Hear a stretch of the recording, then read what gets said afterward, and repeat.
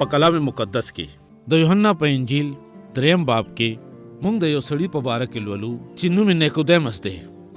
لکه د نورو ډېرو خلکو په شان هغه هم د عیسی خبرې اورېدلې او هغه معجزې ولیدې کومې چې عیسی وکړې.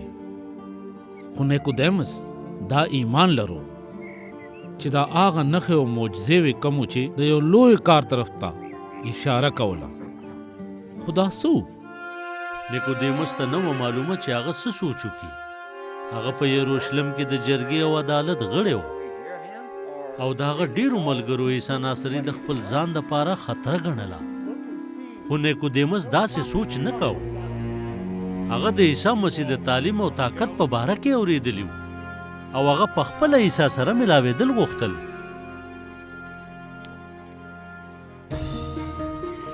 تر څه وخته پورې عیسی مسیح د گلیل په علاقه کې او بیا د یروشلم په علاقه کې خلکو له تعلیم ورکاو. خو عیسی د خبرو نه هم لوی کارونه وکړل. هغه د شفا ورکولو معجزې وکړې. صرف حکم کولو یا لاس وړلو سره ړانده بنا شو، کاڼه روغ شول او شلو ګډو ته شفا میلاو شوه. ان تر دې چې پیغمبرانو هم داسې خدمت نه و کړی. د عیسی مسیح څوک و؟ په دې کې هیڅ شک نشته چې الله پاک هغه استعمالاو او دا معجزې د هغه د پیغام یو ثبوت و. خو که نیکودیموس نور هم پیژندل غوښتل نو د دې دپاره صرف یو لار موجوده وه چې ورسره یوازې میلاو شي. استاده موږ ته معلومه ده چې ته د خدای رالیږلی استاد. هېڅوک هم داسې نښې نه ښکاره کوي او نه یې ښودلی شي که خدای ورسره مل نه وي. رښتیا درته وایم تر څو چې سړی بیا پیدا نشي هغه د خدای بادشاهي لیدلی نشي. دا څنګه کیدی شي چې یو سړی بوډا وي او هغه بیا پیدا شي؟ ولې هغه په دویم ځل د مور ګېډې ته ورننوتی شي څو چې بیا پیدا شي؟ یو سړی به هم د خدای په بادشاهۍ کې تر هغې داخل نشي تر څو چې هغه د اوبو او روح القدس نه پیدا نشي. چې د انسان نه پیدا کیږي هغه جسم دی، خو چې د روح القدس نه پیدا کیږي هغه روح دی. نو په دې حیرانېږئ ما چې زه تاسو ته دا ویم چې تاسو له بیا پیدا کېدل پکار دي. هوا خوا دې خوا الوځي، ته د دې اواز خو اورې، خو دا درته نه معلومیږي چې دا د کومې راځي او چېرته ځي. دغه حال د هر هغه چا دی څوک چې د روح القدس نه پیدا شوي دي. نیکودیموس تپوس وکړو دا څنګه کیدی شي؟ ته د یهودیانو استاذ یو، د دې نه ناخبره یې.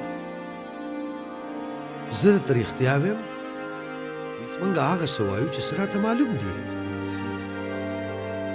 او د هغې شهادت کوو چې څه مو لیدلي دي. خو بیا هم تاسو زموږ شهادت نه منئ. که چېرې تاسو زما د ځمکې په هکله خبرې نه منئ نو که زه درته د اسمان خبرې وکړم نو تاسو به یې څنګه ومنئ؟ لکه څنګه چې موسی په بیابان کې مار په لوړه خېجولی و دغسې به ابن آدم هم وخېجولی شي. د دې دپاره چې هر څوک په هغه ایمان راوړي نو هغه به هم په هغه کې د تل ژوند ومومي.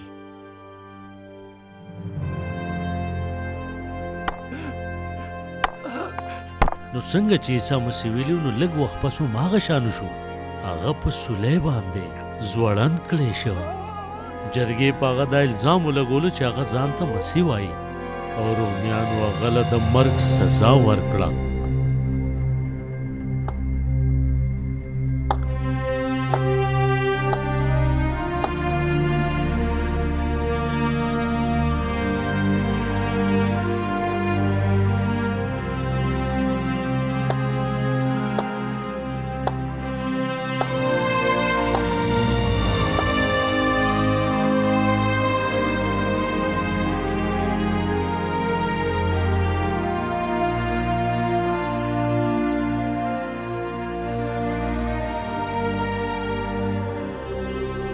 اوس عیسی مسیح مړ شوی و، میخونه لرې کړی شوي و او لاش یې د سولی نه راکوز کړی و. د نیکودیموس ملګري یوسف چې د حریم تیه و هغه غوښتل چې د عیسی مسیح لاش په خپل قبر کې ښخ کړي. د روم اختیارمندو هغې له د لاش وړلو اجازت ورکړ.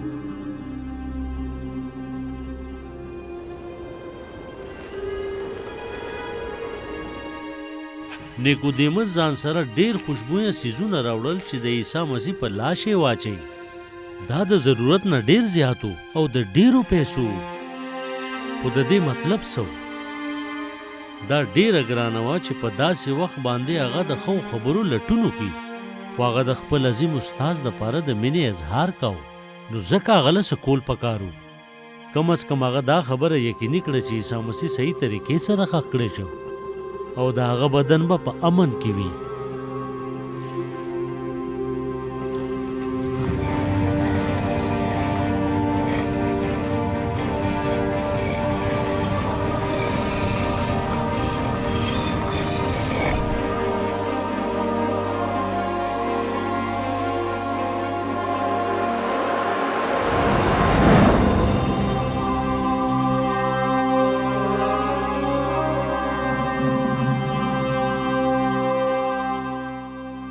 د عیسی مسیح د سولې کېدو نه پس او د هغه د بیا را ژوندي کېدو نه پس که چېرې نیکودیمس په عیسی مسیح باندې پوره طور سره ایمان راوړی وي، نو هغه به بیا پیدا شوی وي.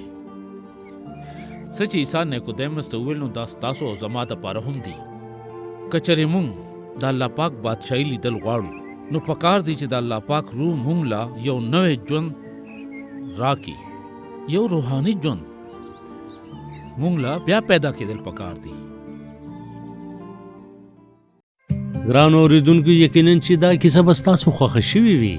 همدغه شان نورو کیسو اورېدلو دپاره تاسو ضرور زموږ چینل سبسکرایب کړئ، او که تاسو دا کیسې بغیر د انټرنیټ نه اورېدل غواړئ یا موږ سره رابطه کول غواړئ، نو د پلی سټور نه زموږ د کیسو ایپ ډاونلوډ کړئ